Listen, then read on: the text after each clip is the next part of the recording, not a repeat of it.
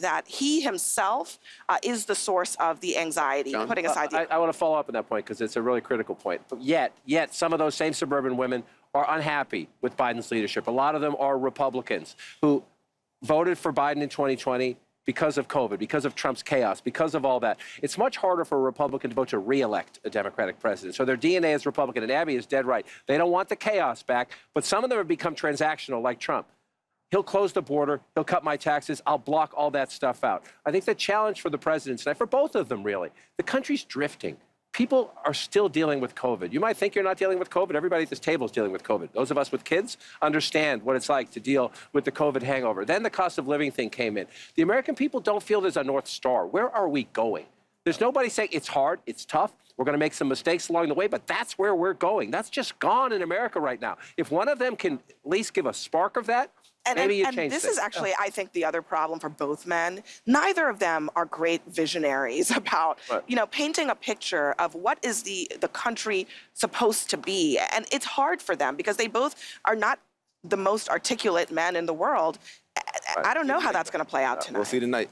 I want to thank everybody here on the panel. The preliminaries are over. The main event is here. We'll be back with complete coverage and analysis later tonight. And with that, let's turn things over to CNN's Jake Tapper and also CNN's Dana Bash for this first presidential debate of 2024 campaign.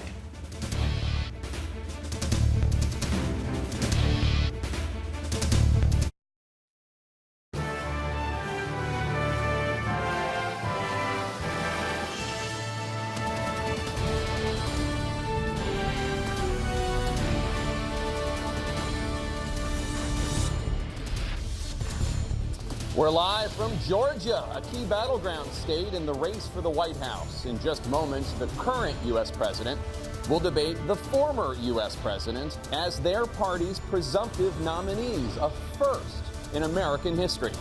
We want to welcome our viewers in the United States and around the world to our studios in Atlanta. This is the CNN presidential debate.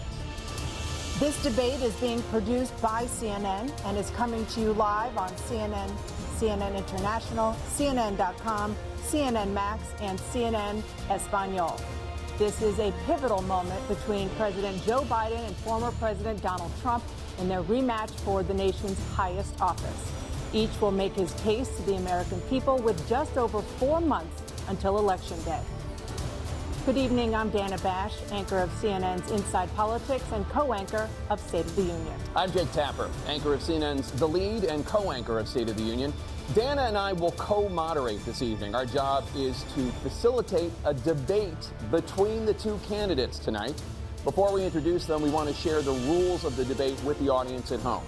Former President Trump will be on the left side of the screen. President Biden will be appearing on the right. A coin toss determined their positions. Each candidate will have 2 minutes to answer a question and 1 minute each for responses and rebuttals. An additional minute for follow-up, clarification, or response is at the moderator's discretion. When it's time for a candidate to speak, his microphone will be turned on and his opponent's microphone will be turned off. Should a candidate interrupt when his microphone is muted, he will be difficult to understand for viewers at home. At the end of the debate, each candidate will get 2 minutes for closing statements. There is no studio audience tonight. Pre-written notes, props, or contact with campaign staff are not permitted during the debate. By accepting our invitation to debate, both candidates and their campaigns agreed to accept these rules. Now, please welcome the 46th President of the United States, Joe Biden. Folks, how are you?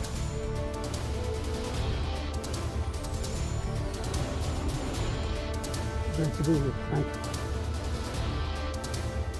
And please welcome the 45th President of the United States, Donald Trump.